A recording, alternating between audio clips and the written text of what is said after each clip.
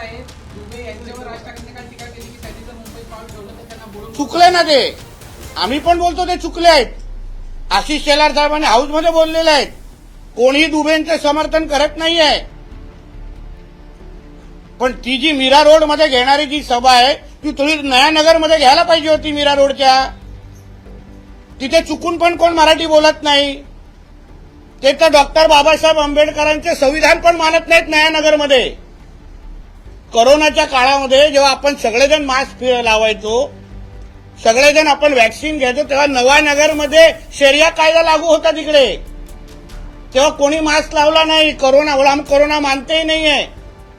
तिथे शरिया कानून लागू आहे. मग पहिल्या नयानगरच्या त्या सगळ्या जे काय गोल टोपी दाढीवाला, माझ्याकडे व्हिडिओ आलेत. डायरेक्ट धमकी देतात, नाही बोलेगा मराठी जो करने का करो, हम भी हात उठाएगा. मग या गरीब हिंदू समाजाच्या लोकांना मारण्यापेक्षा हे जे आम्हाला खुलेआम धमक्या देत आहेत, हे माझा फोन कोणाकडे रे व्हाईट कलरचा, खुलेआम जे धमक्या देत आहेत त्यांना द्या ना जरा. त्यांना मराठी शिकवा. दाखवतो तुम्हाला एक व्हिडिओ, थांबा. किती प्रेम आहे बघा मराठीवर.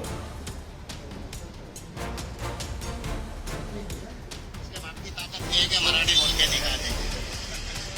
नहीं बोल के दिखा सकता है किसी को भी वाले से.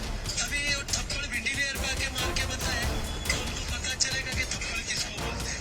अपने इलाके में तो कुत्ता भी शेर बनता है. हिंदी भाषा है हमारी, हिंदी ही बोलेंगे. और मुस्लिम भाषा नहीं, हम मुसलमान होने के बाद हिंदी बात करते हैं. वो मुस्लिम भाषा हमारी, अरबी भाषा हमारे भी तो नहीं बोलते. मुसलमान रहने के बाद आज हिंदी बोलते हैं ना. किसी की ताकत नहीं है कान की. यहाँ पे हमें हमसे आठ मराठी को है, समझे नहीं. बरोबर आहे. अपने इलाके में तो कुत्ता भी शेर होता है. कुत्ता, हिंदू कुत्ते. मग ह्यांच्या थोबड्यातून कधी मराठी निघणार? ते ह्यांना सूट दिलेली आहे आम्हाला धमक्या देण्याची. ह्यांना इस्लाम राष्ट्र बनवायचं, आमच्या देशाला हिंदू समाजाला संपवायचंय. ह्यांना कोण बोलत नाही.